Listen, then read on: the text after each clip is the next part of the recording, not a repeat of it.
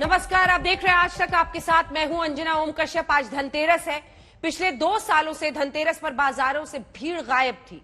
ग्राहक और दुकानदार दोनों परेशान, लेकिन अब रौनक लौट आई है। धनतेरस से ऐन पहले खबर आई कि जीएसटी का रिकॉर्ड कलेक्शन हुआ है, जिसका मतलब यह हुआ कि बाजार में पैसे आ रहे हैं। तो क्या बाजारों में लौटी रौनक और जीएसटी का दम ये बता रहा है कि अर्थव्यवस्था बम बम है? आज हम ऐसे ही कई सवालों पर हल्ला बोल करेंगे, दिखाएंगे आपको कि महंगाई की मार को झेल रहे लोग भी आखिर क्या कह रहे हैं। लेकिन उससे पहले ये रिपोर्ट देखिए। आज सुधांशु त्रिवेदी हमारे साथ, सांसद, राष्ट्रीय प्रवक्ता भारतीय जनता पार्टी के, आज इस टक्कर में शामिल होंगे। गौरव वल्लभ, राष्ट्रीय प्रवक्ता कांग्रेस पार्टी के, हमारे साथ चर्चा में शामिल होंगे। लेकिन इससे पहले कि बहस की शुरुआत हो, ये रिपोर्ट।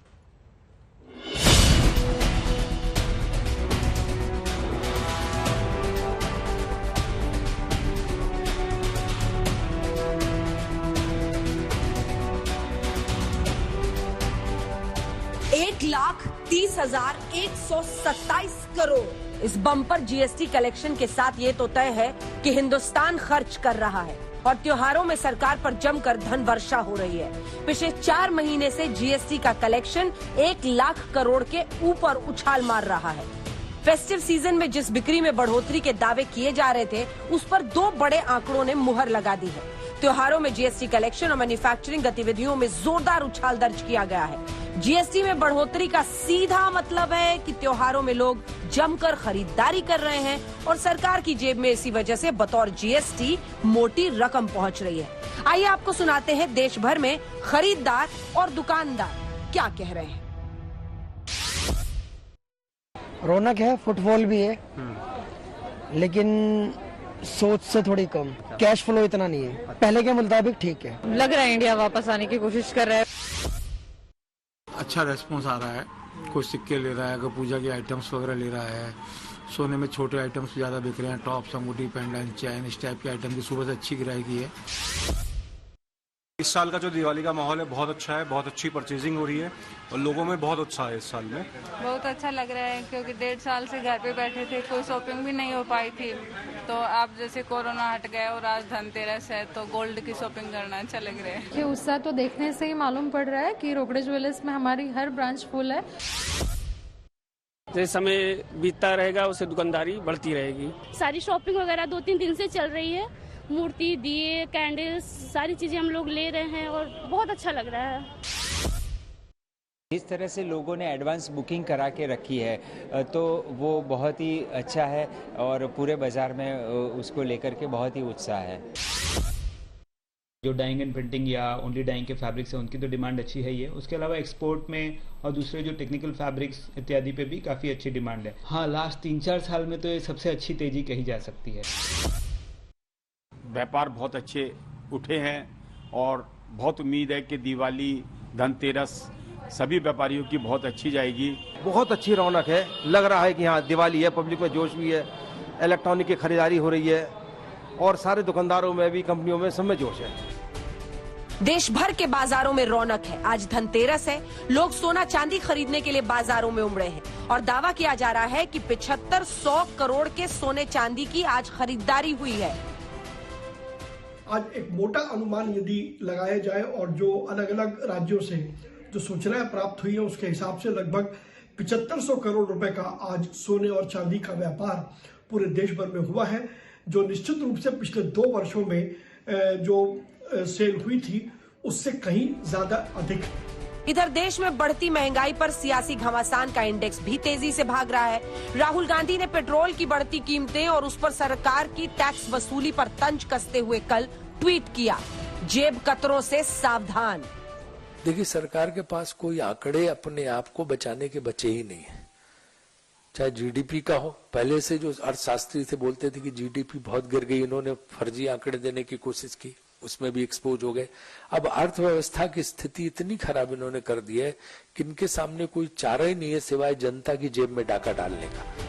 विपक्ष तो विपक्ष, यहाँ तो हिमाचल प्रदेश के मुख्यमंत्री उपचुनावों में हार का ठीकरा महंगाई पर फोड़ रहे हैं।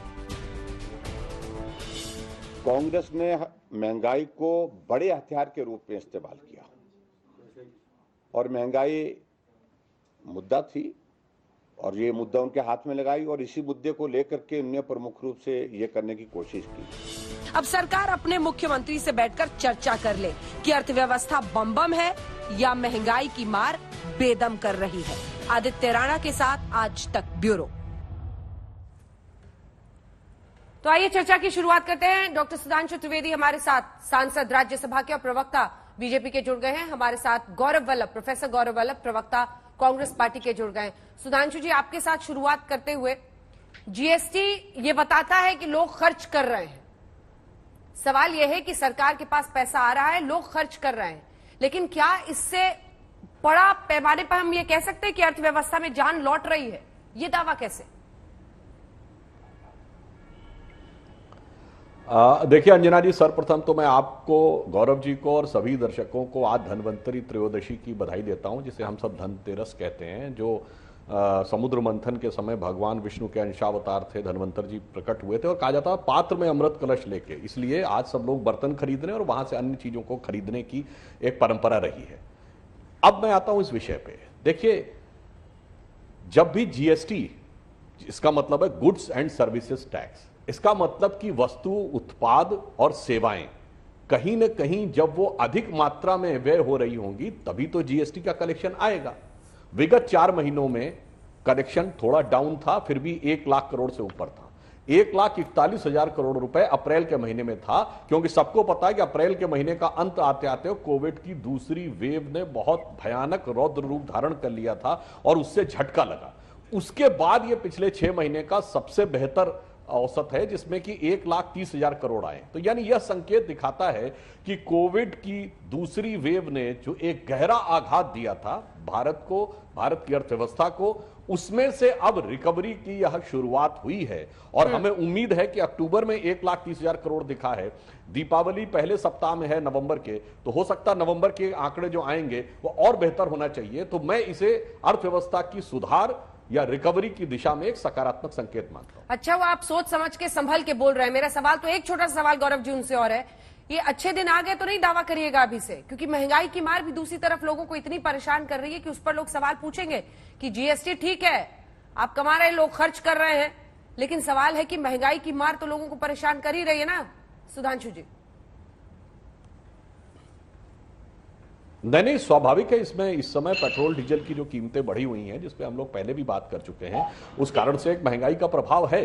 परंतु उसी के साथ जब जीएसटी में वृद्धि दिखाई पड़ती है तो इसका अर्थ होता है कि लोग खर्च कर रहे हैं। तो जो हमारे मित्र लोग ये आरोप लगाते थे कि लोगों की जेब में पैसा नहीं है तो उस कारण से वो अपना जीवन यापन कैसे करेंगे, अब अभी आप ही के चैनल पे दिखाया जा रहा था कि एक व्यापारी बता रहे हैं कि जो सोने की खरीद अभी तक की हुई है, जबकि अभी तो पूरा रात्रि तक होने की व्यवस्था चलेगी, तो वो विगत 2-3 वर्षों में ज्यादा है। इसका अर्थ ये हुआ कि कहीं ना कहीं लोगों के पास आय के स्रोत भी बढ़े हैं। यदि महंगाई बढ़ी है, महंगाई पर ये जो एक तात्कालिक फेज है, आने वाले समय में नियंत्रण होगा, तो मैं मानता हूं उसके बाद अर्थव्यवस्था की विकास की गति बहुत द्रुत गति से आगे बढ़ती हुई दिखाई पड़ेगी। ठीक है गौरव वल्लभ जी, वो ये कह रहे हैं कि ये संकेत है, आने वाले वक्त में अर्थव्यवस्था में सुधार, लोग खर्च कर रहे हैं, ये अपने आप में एक संकेत है देश के लिए। आपको क्या लगता है?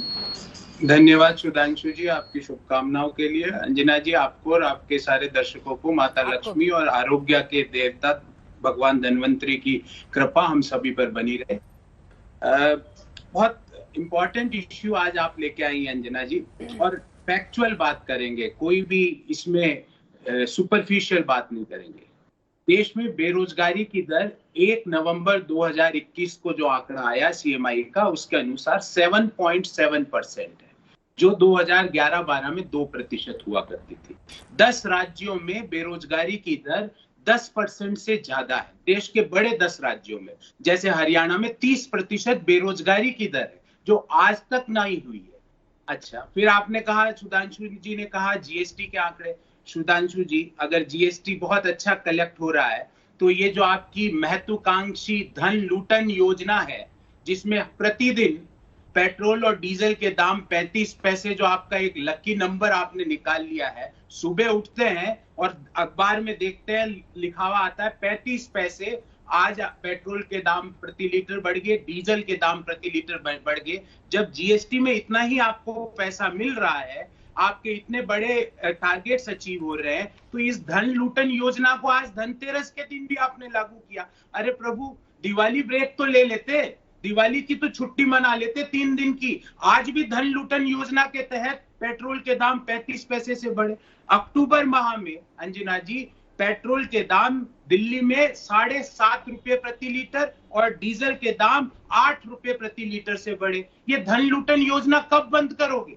और ध्यान रहे सुधांशु जी और आपके सारे दर्शकों को मैं बताना चाहूंगा, पेट्रोल डीजल के दाम बढ़ते हैं ना, तो जो 1002 करोड़ प्रतिदिन एक व्यक्ति कमा रहा है, जो मोदी जी के खरबपति मित्र हैं, उसको भी वही भाव में तेल मिलता है, और जो 27 रुपए प्रतिदिन हिंदुस्तान का किसान कमा रहा है, उसको भी वही भाव में तेल मिलता है।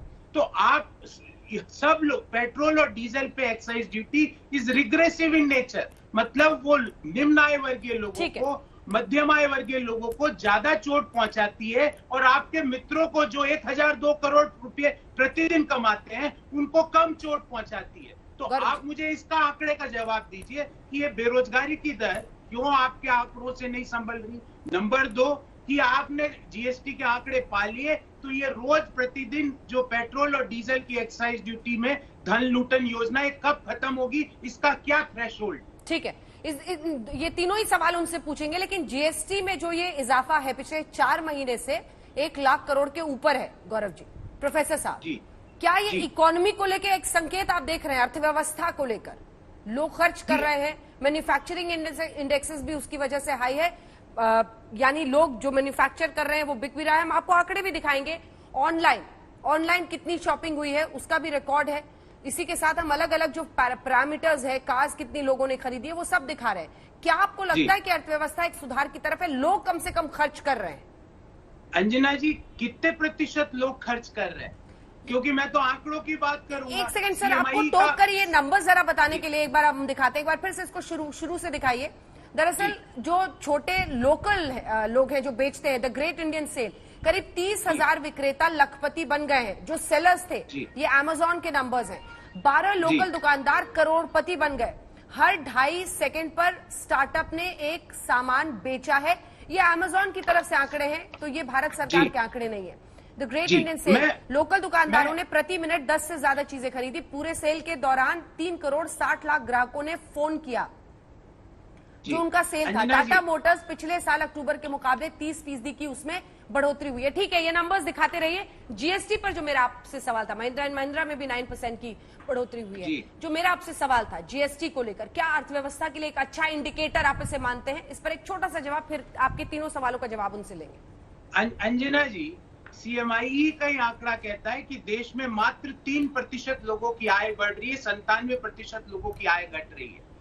अगर वो 3% अगर बाजार में जाके खरीद रहे हैं और सरकार को जीएसटी इकट्ठा हो रहा है, अच्छी बात है, पर ये समग्र विकास का मॉडल नहीं हो सकता अंजना जी। अगर 97% हिंदुस्तान के लोगों की आय घट रही हो और 3% ज्यादा खर्च करके अगर सरकार के जीएसटी में 1 लाख करोड़ प्रति माह का कलेक्शन हो रहा है, तो ये देश के लिए एक इंक्लूसिव ग्रोथ का मॉडल नहीं हो सकता।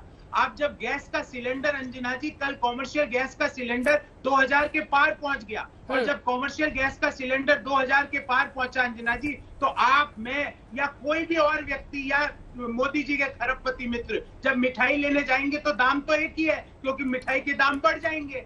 जब हम नमकीन का पैकेट लेने जाएंगे दाम तो बढ़ जाएंगे। अगर हम समोसा लेने जाएंगे, कल रूप 14 है, परसों दिवाली है, दिवाली में समोसा लेने जाएंगे तो दाम तो बढ़ जाएंगे। तो मेरा ये कहने का मतलब है कि ये इंक्लूसिव ग्रोथ का मॉडल नहीं है, बेरोजगारी अपने चरम पर है। और अगर मैं ये मान लूं कि सरकार की बम हो रही है, जीएसटी अपरंपार हो रही है, तो ये पेट्रोल, डीजल, गैस पे जो लूटन योजना है, इस लूटन योजना का अंत किस अंक पे होगा? सुधांशु जी, देश को और मुझे अवगत कराएं। तीनों सवालों का जवाब दीजिए। जो उन्होंने जीएसटी पर बोला उस पर भी, जेब कतरों से सावधान, ये राहुल गांधी कह रहे हैं, और जयराम रमेश सर, वो तो आप ही के मुख्यमंत्री है ना हिमाचल प्रदेश के, वो तो कह रहे हैं महंगाई की वजह से हम हारे उपचुनाव।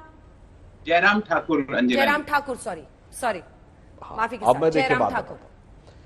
देखिए, अभी जो गौरव जी बोल रहे थे, उनके बोलने की भाव और शैली से मुझे नजर आया, भाई कुछ लोग ऐसे होते हैं जिन्हें विघ्न संतोषी कहते हैं, जिनको किसी अच्छे कार्य में कुछ सकारात्मकता दिखती नहीं है, उनको हर कार्य में विघ्न देखकर ही संतोष का अनुभव होता है। अब मैं इस बात का जवाब देता हूं। इन्होंने कहा कि अगर सबसे बुरी स्थिति है, मैं ये नहीं कह रहा हूं बहुत अच्छी स्थिति है, सुधार हो रहा है, मगर उसमें नकारात्मकता देखनी है। 1.5 करोड़ लोग जीएसटी के रिटर्न सबमिट हुए हैं। मान्यवर, अगर 1.5 करोड़ का मतलब एक परिवार में 4 या 5 सदस्य मान लीजिए, तो 7 से 7.5 करोड़ लोग वो हैं जिनके द्वारा ये सबमिट हुआ है। 3% किया जाए तो कितना हुई जनसंख्या? तो 4 करोड़ होना चाहिए था। आंकड़ा तो 1.5 करोड़ रिटर्न पर ही खत्म हो जाता है। और यदि वो तो रिटर्न है और जो खरीदा होगा जिन लोगों ने, वह अलग है। इसलिए मैं एक और दूसरा आंकड़ा भी बता देता हूं। ये अभी कह रहे थे कि पेट्रोल और डीजल का जो प्रभाव पड़ता है, अभी उस पर भी आता हूं। 60 से 65 करोड़ किसान हैं। किसान आंदोलन की बहुत बात चलती है। ट्रैक्टर कितने हैं देश में? ऑफिशियल डाटा है 43 लाख ट्रैक्टर हैं। तो कहां 65 करोड़ लोग कृषि पर आधारित और कहां 43 लाख ट्रैक्टर जो पेट्रोल और डीजल का प्रयोग कर रहे हैं। इसलिए मैं कह रहा हूं कि जो भी घाटे वाली बात है या जो भी दुख देखने की बात है, जो कष्ट देखने की बात है, कुछ लोगों के अंदर सैडिस्टिक प्लेजर होता है कि कैसे मुझे निगेटिव चीज दिखे। अब मैं देखिए, यहां पर विषय जीएसटी का है। फिर मैं विनम्रता से कहता हूं, इसमें दोष नहीं दे रहा हूं। कोई भी राज्य सरकार हो, हमारी या इनकी, जीएसटी कोई नहीं लाना चाहता पेट्रोल को, क्योंकि जिसको आप लूटन योजना कह रहे हैं, अब आप लूटन कह रहे हैं, मैं कहता हूं सारी राज्य सरकारों के आय का सबसे बड़ा स्रोत पेट्रोल और डीजल से आने वाला टैक्स है। इसलिए कोई वो हिस्सा नहीं देना चाहता। और लूटन का मैं फिर फैक्ट कई बार बता चुका हूं। बताइए ना सुधांशु जी, अगर 100 रुपए मान लीजिए पेट्रोल 1,30,127 करोड़, सिर्फ आप पर धन वर्षा क्यों हो सर? थोड़ा जनता की तरफ भी देखिए। नहीं, अरे भाई मैं बता रहा हूं अभी नहीं, ये तो केवल छुपी हुई चीज है। अभी और फैक्ट बता रहा हूं। इनकी राज्य सरकारों पर भी जो धन वर्षा हुई है, जिसको ये मानने को तैयार नहीं।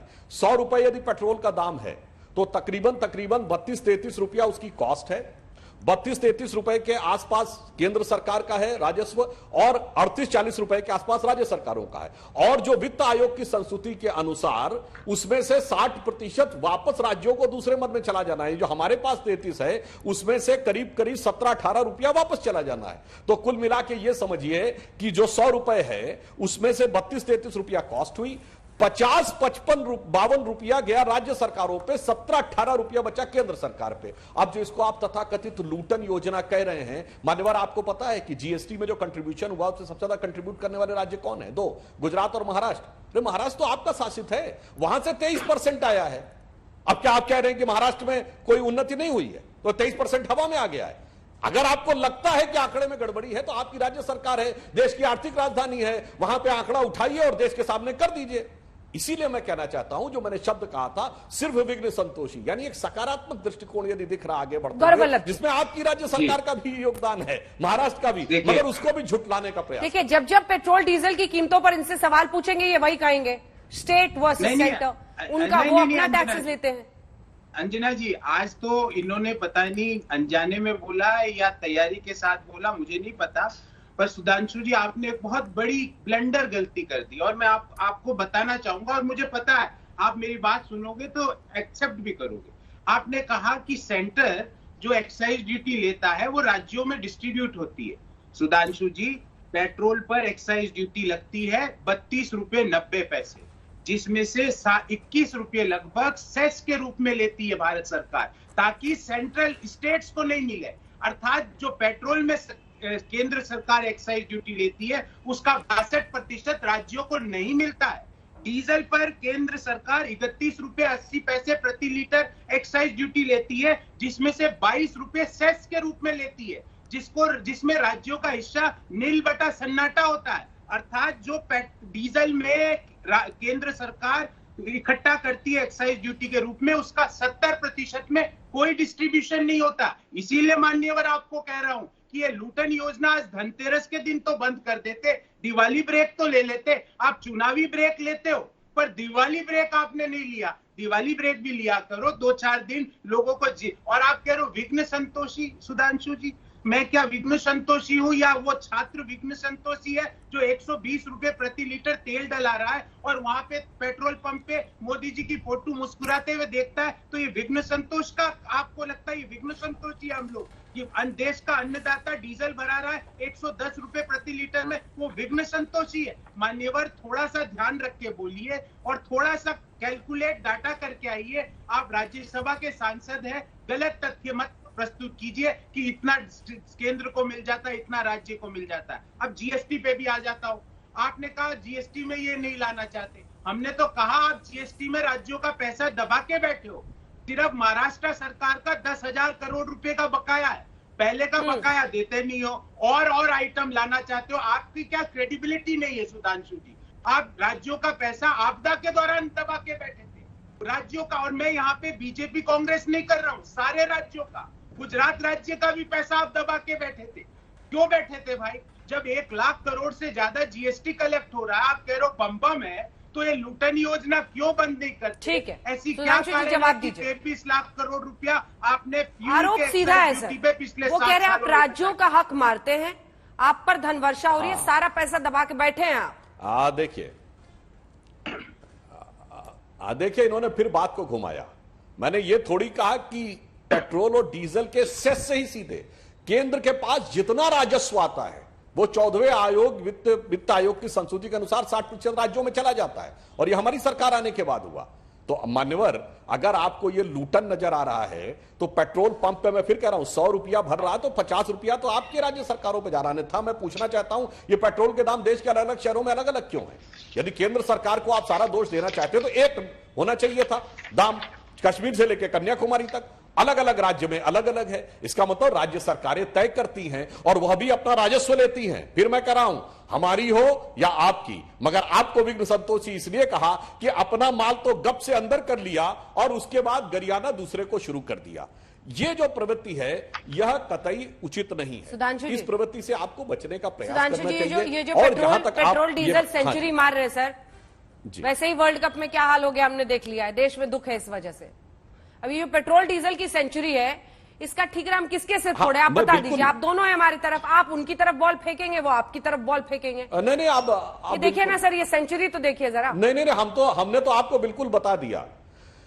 मैंने तो आपको बता दिया कि 100 रुपए में 32-33 रुपए इसकी कॉस्ट है, 18 रुपया हमारा हिस्सा है, 50 रुपया भिन्न भिन्न मदों से केंद्र के राज्यों के पास जा रहा है। अब जिसके सर पे ठीकरा फोड़ना हो वह निर्णय आप कर लीजिए। और ये जो बात कह रहे हैं तो मैं ये भी याद दिलाना चाहता हूं, कोविड का दौर था अंजना जी, ये नवंबर का महीना है, इस नवंबर के महीने के अंत तक पिछले साल भी और इस साल भी 80 करोड़ गरीबों को मुफ्त राशन दिया जा रहा है, जो 100% केंद्र सरकार दे रही है। उसमें किसी भी प्रकार की राज्य सरकार को कोई भी वित्तीय वहन नहीं करना है। अगर 130 करोड़ लोगों को टीका लगना, उसमें जितने भी लोगों को मुफ्त टीका लगना है वो पूरी तरीके से केंद्र सरकार ही वहन कर रही है, उसमें राज्य सरकार का कोई अंशदान नहीं है। क्या ये कर रही है आप सर? मुफ्त नहीं अरे, और आप ये बात तो सुनिए, अभी सुनिए, अरे बात तो पूरी बात हो जाएगी। चाइनीज बॉर्डर के ऊपर इस समय जो रोड्स की इस कोरोना काल में भी बनने की गति में जो तेजी आई है, जहां पर 20 से 25 गुना कॉस्ट आती है एक सड़क को बनवाने की, राष्ट्रीय सुरक्षा के लिए वो जरूरी जो चीज है वो किसी भी राज्य के क्षेत्र में पड़ रहा हो वो पूरा का पूरा केंद्र सरकार वहन कर रही है। जनाब, साफ समझ में आ रहा है कि पैसा अंदर लेकर हल्ला मचाने वाला काम कौन कर रहा है। हिमाचल प्रदेश के मुख्यमंत्री ये कह रहे हैं, जयराम ठाकुर, दिखाइए जरा सुधांशु जी, उनको जरा समझा दीजिए। वो तो कह रहे हैं महंगाई की वजह से सीटें हार रहे हैं, इसका अर्थ समझ रहे हैं सर आप? ये किधर जा रहा है? महंगाई की मार, दिवाली, धनतेरस, लोग खर्च कर रहे हैं, ये अलग बात है, लेकिन वही बात है ना कि कितने फीसदी इस देश के हैं जो इस तरह से खर्च कर रहे हैं, और वो बड़ा हिस्सा जो नहीं कर पा रहा। सुधांशु जी, देखिए जो आपने कहा, क्योंकि मैंने जयराम ठाकुर जी का वक्तव्य नहीं देखा है, परंतु आपने कहा तो उसके आधार पर मैं कहना चाहूंगा। देखिए जितने भी चुनाव होते हैं, उपचुनाव, उसमें अक्सर स्थानीय मुद्दे प्रभावी होते हैं। यदि यह एक जनरल मुद्दा होता पूरे भारत में तो बताइए, असम में हम जीते हैं, कर्नाटक में जीते हैं, मध्य प्रदेश में जीते हैं। यदि भारत के भिन्न भिन्न हिस्सों में भारतीय जनता पार्टी अच्छा प्रदर्शन कर रही है तो वहां हो सकता है कोई स्थानीय कारण रहा हो जहां पर कि इस प्रकार की चीज उनको ज्यादा प्रभावी दिखी हो, तो ऐसा हो सकता है। और फिर अभी जैसे मैंने बताया अलग अलग तो जीते, और अभी आपने भी बताया कि जीएसटी कलेक्शन भी बढ़ा, तो इसका अर्थ यह हुआ महंगाई है, इससे मैं इनकार नहीं कर रहा हूं, परंतु उसके साथ साथ अर्थव्यवस्था में एक सकारात्मक पॉजिटिव डायरेक्शन भी दिख रहा है और आने वाले समय में वो डायरेक्शन और मजबूत होने की उम्मीद है, ऐसा अंतर्राष्ट्रीय एजेंसियों ने भी कहा है। हां, परंतु यदि जो लोग किसी भी चीज को पॉजिटिव देखने के लिए तैयारी ही ना हो, जिनको विगत 7 वर्षों से सब कुछ अंधकार ही अंधकार नजर आ रहा हो, जिन्हें लगता हो कि डार्क एजेस आ गई हैं, उनकी दृष्टि के दोष के लिए हम क्या कर सकते हैं? गौरव जी, यदि स्टैटिस्टिकल डाटा दिख रहा है जिसमें राज्य सरकारों के डाटा भी शामिल हैं, दृष्टि में दोष है कह रहे हैं वो, पॉजिटिविटी का चश्मा खरीदिए। अंजना जी, हाँ। मैं उस बेरोजगार को कैसे पॉजिटिविटी का चश्मा लगाऊं जो ग्रेजुएट होने के बाद पिछले 7 साल से अपने रोजगार के लिए घूम रहा है? मैं उस किसान को कैसे रोज पॉजिटिविटी का चश्मा लगवाऊं जो मात्र 27 रुपए प्रतिदिन खेती से कमाता है? मैं उस मध्यम आय वर्गीय व्यक्ति को पॉजिटिविटी का चश्मा कैसे लगवाऊं जिसने कोरोना में अपनी नौकरी खोई हो? मैं उस महिला के पॉजिटिविटी का चश्मा कैसे लगवाऊं जिसकी सैलरी कोरोना के कारण पहले की सैलरी से आधी रह गई हो? देखिए, पॉजिटिविटी इन्होंने कुछ आंकड़े दिए और सारे गलत आंकड़े दिए। मैं उनको सुधारना चाहूंगा सुधांशु जी, ताकि आप अगली डिबेट में उनका प्रयोग ना करें। आपने कहा बेस प्राइस 30 रुपए, बेस प्राइस 30 रुपए नहीं 44 रुपए, और मैं आपको पूरा इसका गणित समझा देता हूँ 60 सेकंड में। डीजल का बेस प्राइस है 45 रुपए, एक्साइज ड्यूटी केंद्र सरकार लेती 31 रुपए 80 पैसे, जिसमें से 22 रुपए सेस का, जिसमें राज्यों को जीरो, कुछ नहीं मिलता। राज्य सरकारें लेती है 12 से 15 रुपए प्रति लीटर डीजल पर। यह डीजल का गणित है। पेट्रोल का बेस प्राइस है 46 से 47 रुपए, एक्साइज ड्यूटी केंद्र सरकार लेती है 33 रुपए 32 रुपए 90 पैसे, और राज्य सरकारें वैट के रूप में लेती है 23 से 25 रुपए के बीच में। दिल्ली से लेके मैं सारी राज्य सरकारों को इसमें इंक्लूड कर रहा हूं। आप गलत आंकड़े ना दें, आप ये लूटन योजना को बंद करें। रसोई गैस की सिलेंडर की कीमतें पिछले 11 महीने में 1 रुपया प्रतिदिन की दर से बढ़ी है सुधांशु जी, 1 रुपी पर डे। तो ये और आप कह रहे हो कि मैं पॉजिटिविटी का चश्मा लगवा लूं। तो आज से 2014 में पेट्रोल का दाम दिल्ली में 55-60 रुपए था, आज 110 रुपए हो रहा। आप कह रहे हो मैं पॉजिटिविटी का लगा लूं। कैसे लगाऊं, कैसे, और हुआ क्यों है अंजना जी, ये भी समझना पड़ेगा। जो एक्साइज ड्यूटी पेट्रोल पर 2014 में 9 रुपए थी, वो आज 32 रुपए 90 पैसे। जो एक्साइज ड्यूटी डीजल पर 2014 में 3 रुपए थी, वो आज 31 रुपए 80 पैसे है। मतलब डीजल पर आपने एक्साइज ड्यूटी बढ़ाई 800%, पेट्रोल पे बढ़ाई 300%, और बोलो कि राज्यों से ले लो। अरे बढ़ाया आपने है, राज्य सरकारें बेचारी कोई दोषी नहीं है। फिर आपने कहा कि हम तो वैक्सीन लगवा रहे हैं। अगर आप वैक्सीन लगवा रहे हो उस पैसे से सुधांशु जी, तो मेरे वैक्सीन के जो सर्टिफिकेट है उसके अंदर मेरे तेल भराते हुए मेरी फोटो आनी चाहिए। आपके वैक्सीन के सर्टिफिकेट पे आपकी फोटो आनी चाहिए। यशस्वी जी की फोटो क्यों आ रही है?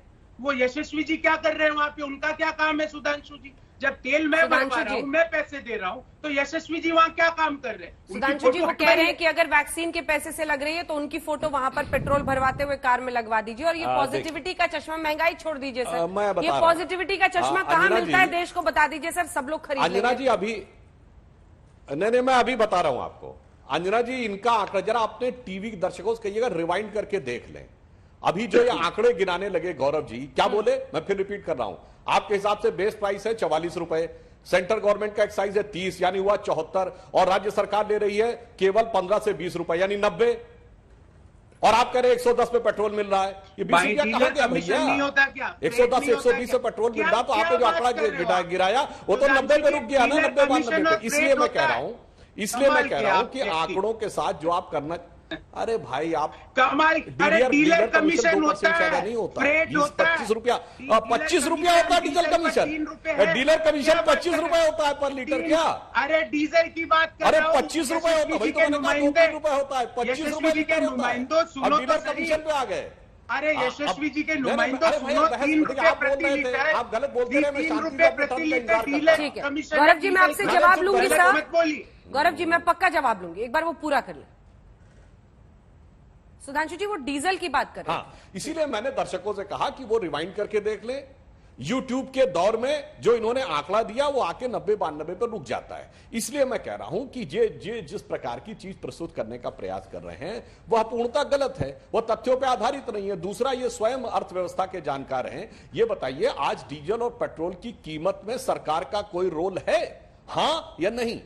यदि यह पूर्णतः बाजार पे पहले कैसे घट जाता है सर? फिर कर गई थी सुधांशु जी, सरकार ने भी उसका सम्मान चुनाव किया। के पहले कीमतें कैसे घट जाती है? नहीं, मैं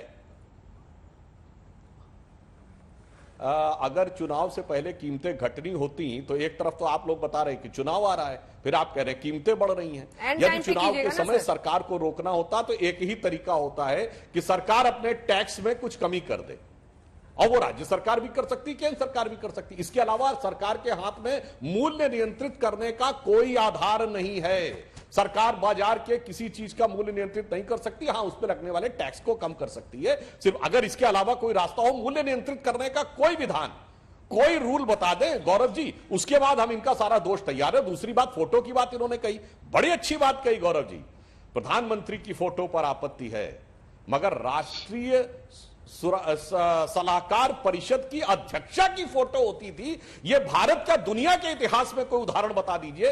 national advisory council cabinet rank के साथ सोनिया जी थी और प्रधानमंत्री से बढ़कर फोटो उनका लगता था, और वो लोग आज आके फोटो के ऊपर प्रवचन दे रहे हैं। और उत्तर प्रदेश में मुख्यमंत्री जी थे अखिलेश जी, वो ललकी टोपी लगा के लैपटॉप पर भी फोटो लगवाते थे, और आपके छत्तीसगढ़ के मुख्यमंत्री कह रहे हैं पैसा तो केंद्र से लेंगे और फोटो मुख्यमंत्री का लगवाएंगे। इस ढंग के कार्य करने वाले लोग जब इस प्रकार का तर्क देते हैं तो ऐसी बात नहीं कि जनता को तथ्य ध्यान नहीं रहते, सब ध्यान रहते हैं। जनता मान लेना कि आप सभी एक जैसे ही हैं सुधांशु जी, यही आपका जवाब है। अरे एक जैसे कैसे? आपने अंजना जी कैसे कहा? नेशनल एडवाइजरी काउंसिल का कोई, मैंने पूरी दुनिया में कहा, बता दीजिए कैबिनेट रैंक के व्यक्ति का फोटो प्रधानमंत्री से बड़ा लगा हुआ हो, कोई उदाहरण भारत के इतिहास छोड़िए दुनिया के इतिहास में बताइए। ऐसे विचित्र महान काम करने वाले लोग फोटो पे सर देखिए, आपका रिकॉर्ड जीएसटी कलेक्शन हुआ है, वहीं से हमने बुलेटिन की शुरुआत की है।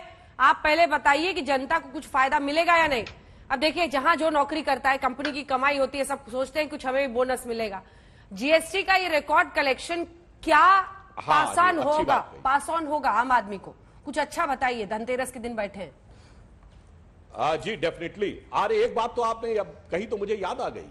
इन्होंने कहा वो गरीब बेरोजगार युवक जिसके पास ढंग से अर्निंग नहीं है उसको कैसे अर्थव्यवस्था में खुशी नजर आए। बिल्कुल गौरव जी, 3 साल हो गए हैं राजस्थान में, वो 5,000 रुपए जो बेरोजगारी भत्ता मिलना था, जो काफी आस्तीन चढ़ा के राहुल गांधी जी घोषणा किए थे, बेचारा राजस्थान का युवक, मध्य प्रदेश में तो हमारी सरकार आ गई, आपकी चली गई, छत्तीसगढ़ का युवक, पंजाब का युवक आज भी बाट जो रहा है कि वो 5,000 कम मिलेंगे। यूं सारा किसानों का कर्जा 10 दिन में माफ कर दूंगा, 1 2 3 4 5 6 7 8 9 देने के नाम पे राजस्थान और छत्तीसगढ़ का किसान अभी तक खोज रहा है। देने के नाम पर आपके मुंह से यही निकला। नहीं, मैं इसीलिए बता रहा हूं, हम जो कर रहे हैं जी, मैंने ये कहा कि जिन लोगों ने इतना बड़ा छल किया कि हम 5,000 रुपया महीना देंगे बेरोजगार को और 5 पैसा भी नहीं दिया, वो लोग आजकल जब बेरोजगारी की दुख की व्याख्यान करते हैं तो ये व्याख्यान में घड़ियाली आंसू ज्यादा नजर आते हैं बजाय हकीकत के। हम जो करते हैं, मैंने तो आपसे कहा, गरीब को अनाज दिया और रोगी व्यक्ति को वैक्सीन दिया और सुरक्षा के लिए सड़क पे खर्च किया। ठीक है गौरव जी, कंक्लूडिंग। अंजना जी, डीजल का फिर बता देता हूं माननीय राज्यसभा सांसद को, ताकि गलत नहीं बोले जाके। सुन लीजिए, आप 30 रुपया कर रहे थे, बेस प्राइस डीजल का 45 रुपया, लिख भी लीजिए, फिर गलत बोलोगे आप जाके। डीजल पर एक्साइज ड्यूटी 31 रुपये 80 पैसे है, और राज्य सरकारें 14 रुपए से लेके 16 रुपए के बीच एक्साइज ड्यूटी लगाती है डीजल पे। और बाकी जो डिफरेंस है ना मान्यवर, उसमें होता है फ्रेट, जिसको कहते हैं भाड़ा। हुआ भाई 90 तो अभी रुक जाए, बीच में मत बोलिए प्रभु, सुनिए तो सही। और बाकी डीलर कमीशन, जो मैंने आपको जो ये मॉडल दिया ना, ये दिल्ली गवर्नमेंट का, दिल्ली की बेस डीजल प्राइस का मैंने मॉडल दिया। मध्य प्रदेश का ज्यादा होगा प्रभु, क्योंकि वहां आपकी सरकार है, वहां पे और ज्यादा डीलर कमीशन का वो बीच में मत बोलिए, बीच में मत बोलिए, वो पूरा कर ले जल्दी से। आपका आंकड़ा तो आपका जोड़ कर लीजिए, 93 रुपए होगा। टाइम खत्म हो रहा है, जल्दी से पूरा कर। और फ्रेट हुआ। फिर दूसरी बात इन्होंने कहा कि हम तो, ये तो पेट्रोल तो हमारे हाथ में ही नहीं है प्रभु, ये तो हम तो कुछ कर ही नहीं सकते। मैं इनको याद दिलाना चाहता हूं 26 फरवरी 2021 जब 5 राज्यों के चुनाव की अधिसूचना जारी हुई, उस समय अंतर्राष्ट्रीय बाजार में क्रूड ऑयल के दाम थे इंडियन रुपी में 3,979 रुपए प्रति। जीएसटी का दम, अर्थव्यवस्था क्या होगी बम बम, इसी पर आप देख रहे थे हल्ला बोल में चर्चा। देखते रहिए आज तक।